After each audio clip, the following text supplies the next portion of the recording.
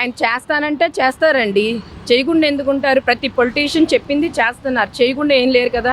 జగన్ గారు కూడా చెప్పారు, ఆయన ఎలా చెప్పారు అలాగే చేశారు. ఇప్పుడు వీళ్ళ ప్రభుత్వం వచ్చింది, చంద్రబాబు గారి ప్రభుత్వం వచ్చింది, కూటమి ప్రభుత్వం వచ్చింది, చేస్తారు.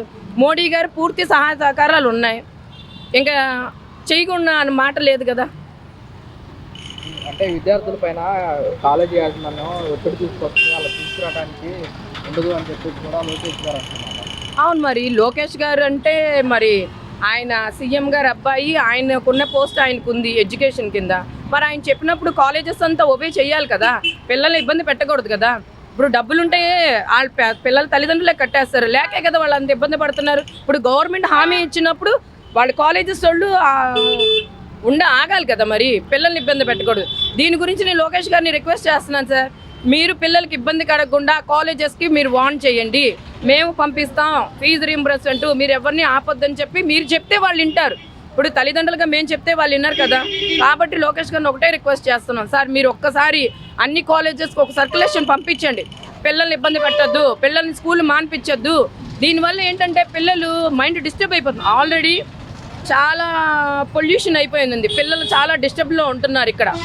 దాన్ని మనం ఇంకా డిస్టర్బ్ చేస్తే చాలా ఇదవుతుంది సార్.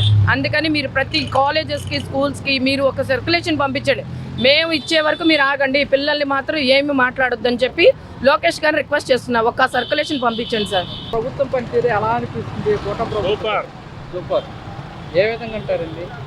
అన్ని విధాలుగా, ఒక విధంగా కాదు, పథకాల విషయంలో కానివ్వండి, ఏదైనా సరే. ఇందులో నిబంధనలు ఏమి లేవు, ఎంతమంది పిల్లలు ఉంటే అంతమందికి 15,000 రూపాయలు. ముందు ఒక బిడ్డకి ఇస్తానన్నాడు జగన్మోహన్ రెడ్డి, ఒక బిడ్డ కన్నా ఇచ్చాడు, వీడు అది లేదు. చదువుకున్న వాళ్ళు వాళ్ళ ఇంజనీర్లు చదివిన ఉండరు, వాళ్ళకు ఉద్యోగాలు లేవు. మోడీ గారు ఎత్తలేదు, చంద్రబాబు నాయుడు గారు ఎత్తల్లా. కొన్ని రోడ్లు మాస్కిలు ఎత్తన్నారు కానీ పూర్తి రోడ్లు ఎత్తల్లా. కొన్ని రోడ్లు టౌన్లో రోడ్లు గొయ్యలు పడి పూర్తి రోడ్లు ఎత్తలా, మ్యాచ్లు ముక్కలుగా వేస్తున్నారు. అదొకటి. ఎంప్లాయీకి డిఏలు ఇస్తారు, ఆ డిఏలు పెంచుతున్నా రాష్ట్ర గవర్నమెంట్. మరి ఎంప్లాయీ ఏం పాపం చేసుకున్నారు? ఎంప్లాయీ ఆయన ఎలక్షన్లో గెలిపించింది చంద్రబాబు నాయుడు గారిని. మరి ఎప్పుడు ఎంప్లాయీ మీద ఆయనకి మరి కోపం వస్తుందో మరి ఏమో నాకు అర్థం కావట్లా. మరి డిఏలు పెంచుతున్నా, డిఏలు ఇస్తలా ఎంప్లాయీలకి, రిటైర్ అయిన వాళ్ళకి. రిటైర్ అయిన వాళ్ళు మరి ముసలోళ్ళ కింద లెక్కే కదా, ఉద్యోగంలో తీసేసావు కదా, మరి వాళ్ళకి డిఏలు ఏదన్నా ఇవ్వాలిగా. ఆ టయానికి డిఏలు రావట్లా. పెన్షన్ మట్టికి పడుతుంది, కరెక్ట్గా చేస్తున్నాడు అది మట్టికి. రిటైర్ అయిన వాళ్ళకి ఉద్యోగస్తులు జీతాలు పెన్షన్ పడుతుంది, వాళ్ళు డిఏలు ఇస్తలా, అది ఒక ఇబ్బంది. కూటమి ప్రభుత్వం పనితీరు ఎలా అనిపిస్తుంది? ఏమీ బాగా పథకాలు లేవు, ఏమీ లేవు, ఆయన ఏమి ఇవ్వలేడు, అంతా మోసం ఏంటి, అది పరిస్థితి. కాదు, లోకేష్ గారు విద్యార్థులకు సంబంధించి ఫీజు రియంబర్స్మెంట్ దశవారీగా ఇంప్లిమెంట్ చేస్తామని చెప్తుంటారు, మీరేమంటారు?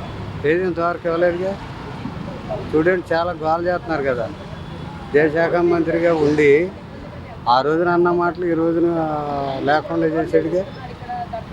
మళ్ళీ ఇంకా 2 ఏళ్ళు అంటున్నాడు, అప్పుడైనా ఎత్తాడో లేదు, గ్యారంటీ లేదు. కాలేజీలలో స్టూడెంట్స్ పైన ఒత్తిడి తీసుకురావచ్చు అని చెప్పేసి కూడా అంటున్నారు. అవును, మరి వాళ్ళు తల్లిదండ్రుల మీద ప్రెజర్ పెడుతున్నారు కదా ఇది చేసిన పనికి. చాలామంది పిల్లలు స్టూడెంట్స్ చదువుకోవడం మాని ఇంటి దగ్గర కూర్చునే పరిస్థితి వచ్చింది. గతంలో ఎలా ఉండేదన్నా జగన్మోహన్ రెడ్డి? గతంలో చాలా బాగుంది, అందరికీ చేసాడు, చాలా బ్రహ్మాండంగా చేశాడు.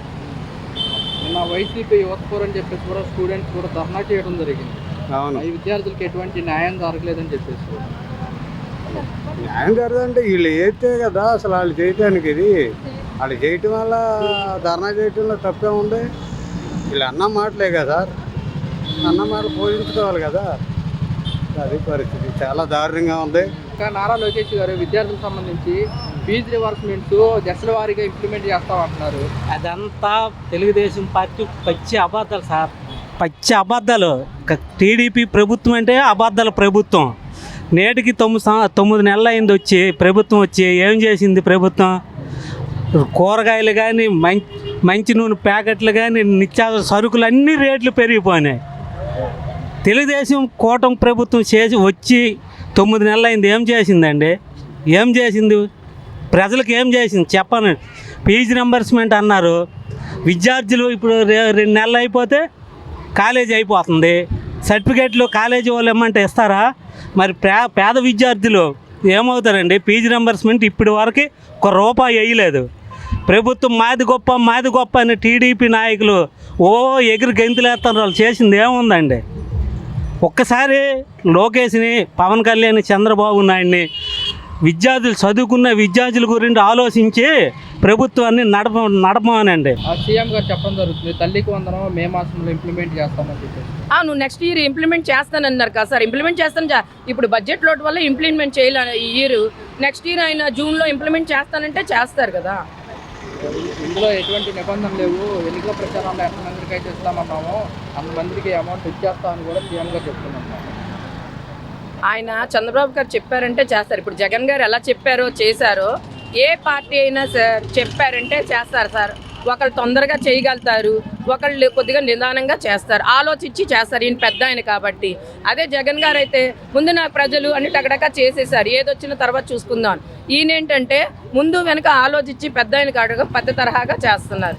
ఇవ్వటం అంటే ఆయన వాళ్ళు ఇస్తారు, వీళ్ళు ఇస్తారు. గతంలో ఎలా ఉండేది మేడం స్టూడెంట్స్ పరంగా? స్టూడెంట్స్ పరంగా అంటే అమ్మఒడి వచ్చేది, ఫీజు రీయింబర్స్మెంట్ వచ్చేది, పిల్లలు చదువుకునేవాళ్ళు. అంటే గతంలో అంటే పథకాలు ఎక్కువైపోయినాయి సార్. ఇప్పుడంటే కొంచెం పథకాలు తగ్గాయి కాబట్టి నిదానంగా చేస్తారు. అది బడ్జెట్ చూసుకోవాలి కదా. అందరూ అన్నట్టు బడ్జెట్ చూసుకోకుండా ఎవరు చేస్తారు? ఆ ప్రభుత్వం అని ఈ ప్రభుత్వం, ఏ ప్రభుత్వం అయినా బడ్జెట్ ప్రకారమే వెళ్ళాలి కదా. నిన్న జగన్మోహన్ రెడ్డి గారు మాట్లాడుతూ వైఎస్ఆర్ కాంగ్రెస్ పార్టీ ఆవిర్భావ దినోత్సవంలో మొన్న 3-4 ఏళ్ళలో వైఎస్ఆర్ కాంగ్రెస్ పార్టీ అధికారంలోకి వస్తుందని చెప్పడం జరుగుతుంది. వచ్చే అవకాశం అదైతే నేను చెప్పలేను సార్. ఇప్పుడు ప్రజలు మనసులో ఏముందో తెలియదు. లాస్ట్ ఇయర్ ఏమన్నారు? ఎలక్షన్స్ అప్పుడు 2024 ఎలక్షన్స్ అయినప్పుడు జగన్మోహన్ రెడ్డి గారే గెలుస్తారని అందరం కాన్ఫిడెంట్గా చెప్పాం, ఇంక్లూడింగ్ మేము కూడా చెప్పాం. కానీ ఏమైంది? కూటమి ప్రభుత్వం వచ్చింది. అంటే ప్రజలు మార్పు కోరుకుంటున్నారు. వీళ్ళకి కూడా ఛాన్స్ ఇచ్చారు. ఏమని? వీళ్ళు ఏం చేస్తారు ఏంటి అని మనం ఛాన్స్ ఇద్దాం. ఒకళ్ళే చేయాలంటే ఇప్పుడు ఆయన రెస్ట్ తీసుకుంటారు జగన్మోహన్ రెడ్డి గారు, ఇప్పుడు చంద్రబాబు నాయుడు గారు, లోకేష్ గారు, పవన్ కళ్యాణ్ గారు, వీళ్ళకి ఛాన్స్ ఇద్దాం. వీళ్ళు ఏం చేస్తారో చూద్దాం, అంతే కదా. ఎవరికైనా ఒక ఛాన్స్ ఇస్తేనే వాళ్ళు నిరూపించుకునేది. సార్ నమస్తే అండి. సార్ లోకేష్ గారు స్టూడెంట్స్ సంబంధించి ఫీజు జస్ట్ వారీగా ఇంప్లిమెంట్ చేస్తామని చెప్తున్నారు, మీరేమంటారు సార్? జస్ట్ వారీగానే చేస్తారండి, నిదానంగానే చేస్తాడు, అన్ని పనులు చేస్తాడు. చంద్రబాబు చేస్తాడు సార్. అంతా లోడ్ బడ్జెట్గా ఉంది కాబట్టి చేయలేకపోయాడు. మీరు ప్రజలే ఆలోచించుకొని చెప్పుకోవాలి. ఆ కాలేజీస్ యాజమాన్యం కూడా స్టూడెంట్స్ పైన ఒత్తిడి తీసుకొస్తున్నారు. అలా తీసుకురావడానికి అలా తీసుకురావడానికి కూడా లోకేష్ గారు అంటున్నారు. అంతా న్యాయంగానే ఉండాలమ్మా. మన ఇల్లు మనం రుద్దుకోవడమే చాలా కష్టమవుతుంది. ఇంత బాధ్యతలు చూడాలండి అంత కష్టమవుతుంది. అందుకే ఆలోచించుకోవాలి. ప్రభుత్వం కూడా ఆలోచిస్తుంది. అలాగే సీఎం గారు తల్లికి వందనం ఎంతమంది పిల్లలు ఉంటే అంతమందికి 15,000 చొప్పున మే మాసంలో ఇంప్లిమెంట్ చేస్తాం అంటున్నారు. ఇస్తానమ్మా, ఏమీ లేదని లేదే, ఆలోచించి ఇస్తాము.